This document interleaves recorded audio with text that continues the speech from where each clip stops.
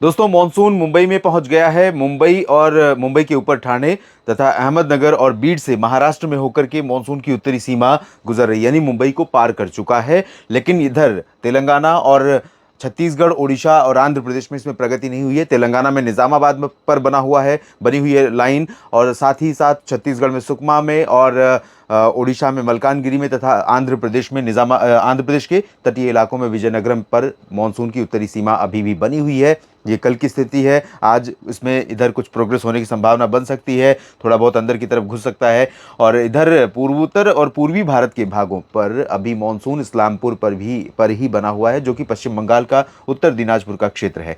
यहाँ पर बिहार और आसपास के भागों पर सबसे पहले आगमन की संभावना बनेगी जब ये हवाएं थोड़ी सी नीचे दबनी शुरू होंगी और बंगाल की खाड़ी की हवाएं इस तरह से आगे बढ़नी शुरू होंगी। और ये स्थिति अगले 2 से 3 दिनों में यहाँ पर बन सकती है, यानी कि 11 और 12 जून के आसपास यहाँ पर मानसून का अराइवल शुरू हो सकता है बिहार के उत्तर पूर्वी रीजन में। फिलहाल इस वीडियो में अगले 3 दिनों के मौसम की बात करेंगे, और लाइन को एक बार मैं आपको दिखा दूं। लाइन ड्रॉ करके जो मेट डिपार्टमेंट ने पब्लिश की है उसके अनुसार कल 9 जून की जो लाइन थी, मुंबई के ऊपर से होते हुए यहाँ पर ठाणे और अहमदनगर तथा बीड से होते हुए, यानी मराठवाड़ा, मध्य महाराष्ट्र और कोंकण गोवा के इन भागों से होते हुए गुजर रही। विदर्भ में अभी आगमन नहीं हुआ है, और यहाँ पर सुकमा से गुजर रही है, जो कि एकदम बिल्कुल सीमा है छत्तीसगढ़ की। और इसके बाद मलकानगिरी यहाँ पर और विजयनगरम आंध्र प्रदेश में, और बाकी जगहों पर इंतजार बना हुआ है। अब 15 जून के पहले उम्मीद सूरत और आसपास के जो गुजरात के रीजन के लोग हैं, मध्य प्रदेश के लोग हैं, या छत्तीसगढ़ में रायपुर और इधर झारखंड, बिहार के लोग हैं, यहाँ पर इंतज़ार शुरू हो चुका है। अभी अगर देखा जाए तो ऑन टाइम चल रहा है, कोई डिले नहीं है। जहाँ पर 15 जून के आसपास आगमन होता है, बंगाल अरब सागर की स्थिति देखें तो वहाँ पर अभी 9 जून को ही पहुँच गया है, तो बिफोर टाइम चल रहा है मानसून। लेकिन थोड़ी सी सिचुएशन इसलिए बिगड़ी है क्योंकि उत्तर की हवाएं ज़्यादा प्रबल हो गई हैं। इस वजह से मानसून की हवाएं ऊपर की तरफ यहाँ पर नहीं पहुँच पा रही हैं, जहाँ पर बरसात होने की दरकार है, बरसात का इंतज़ार है।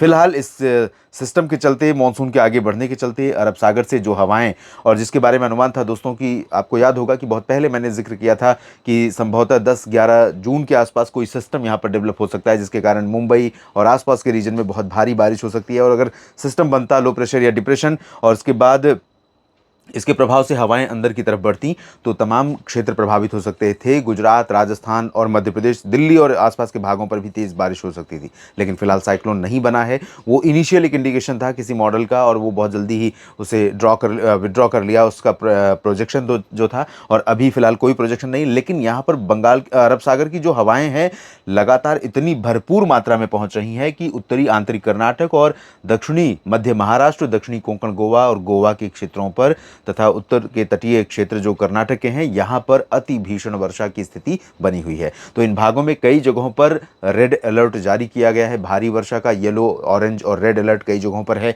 इस पूरे रीजन में, और यहाँ पर सामान्य जनजीवन पर इस बारिश का असर पड़ने वाला है। आज बहुत तीव्र वर्षा कई जगहों पर हो सकती है। सिंधुदुर्ग, गोवा, रत्नागिरी और साथ ही साथ सांगली, सतारा, कोल्हापुर, सोलापुर, पुणे, अहमदनगर और आसपास के भागों तक, इधर मुंबई के नीचे रत्नागिरी तक बहुत भारी बारिश होगी। मुंबई, ठाणे, कल्याण और आसपास के भागों में, नवी मुंबई में फिलहाल हल्की से मध्यम बारिश की संभावना है। उतनी ज़्यादा बारिश अभी मुंबई में नहीं हो पा रही, जबकि पिछले कई दिनों से मैं खुद भी कह रहा था कि मुंबई में बहुत भारी बारिश हो सकती है। लेकिन फिलहाल 10 जून तक तो बहुत भारी बारिश की संभावना नहीं है, लेकिन बारिश बढ़ रही है ग्रेजुअली। लगातार जो मात्रा है बारिश की 20 से 30 मिलीमीटर, 30 से 40 मिलीमीटर, इस तरह की बारिश की स्थिति बढ़ती हुई नजर आ रही है।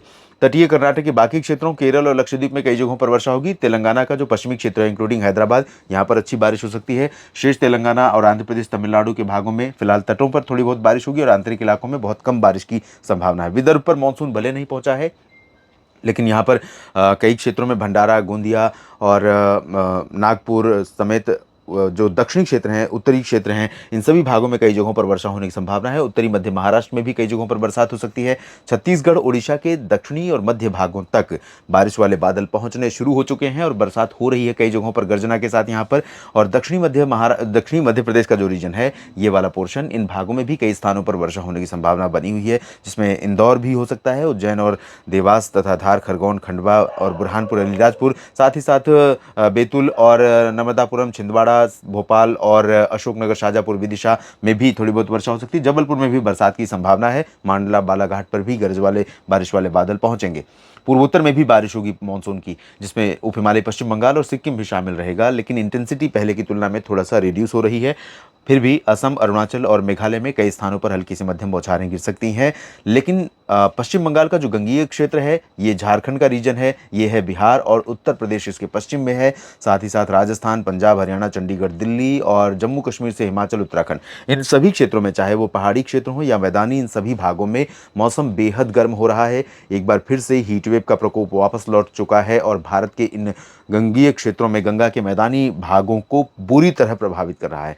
लगातार ड्राई वेदर रहेगा, आसमान साफ रहेगा, धूप तेज होगी, टेम्परेचर लगातार बढ़ेगा। तो लुधियाना, पटियाला, बरनाला, मोगा, जयपुर, अजमेर, आगरा, दिल्ली, रोहतक, सोनीपत, पानीपत, करनाल और दिल्ली से लेकर इधर अयोध्या और वाराणसी तक, पटना, गया, रांची और कोलकाता तक, इन तमाम जगहों पर भीषण गर्मी का प्रकोप लगातार बना रहेगा। बचकर रहिए, संभल कर रहिए, अभी बरसात की उम्मीद नहीं है।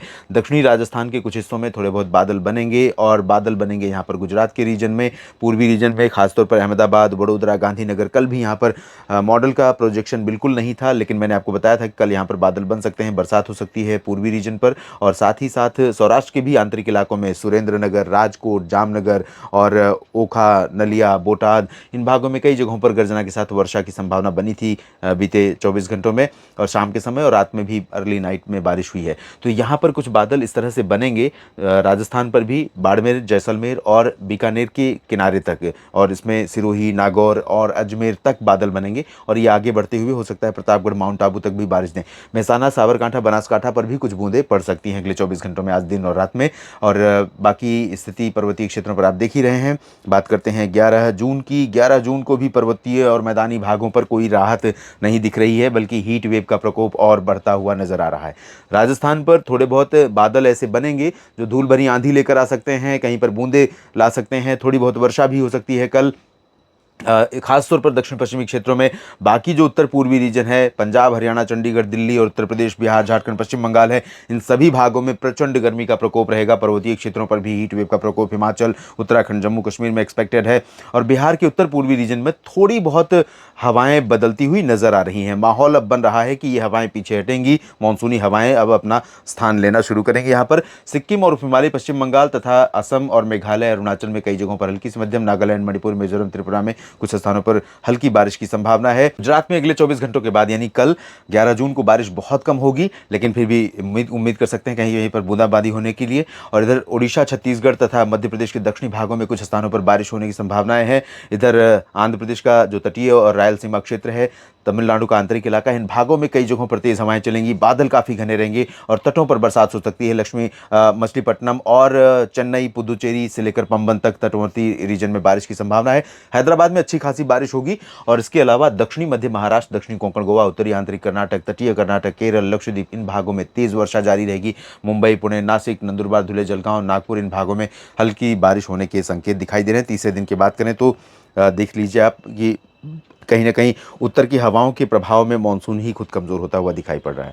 मानसून यहाँ तक बारिश देने के बाद, यहाँ तक पहुँचने के बाद उत्तर की इन हवाओं को आने दे रहा है। इसका मतलब है कि उत्तर की ये हवाएं ज़्यादा प्रभावशाली, हालांकि इसमें थोड़ी सी थोड़ा सा एडिशन जो है अरब सागर की हवाओं का भी है। तो अरब सागर की हवाएं गुजरात और राजस्थान के रास्ते महाराष्ट्र और मध्य प्रदेश के ऊपर भी पहुंच रही, तो इसमें नमी भी रहेगी। ये प्योरली ड्राई विंड्स नहीं होगी, इसमें नमी भी होगी। तो ये गुजरात और पश्चिमी मध्य प्रदेश, उत्तरी महाराष्ट्र के ऊपर कुछ एक्टिविटी भी दे सकती हैं।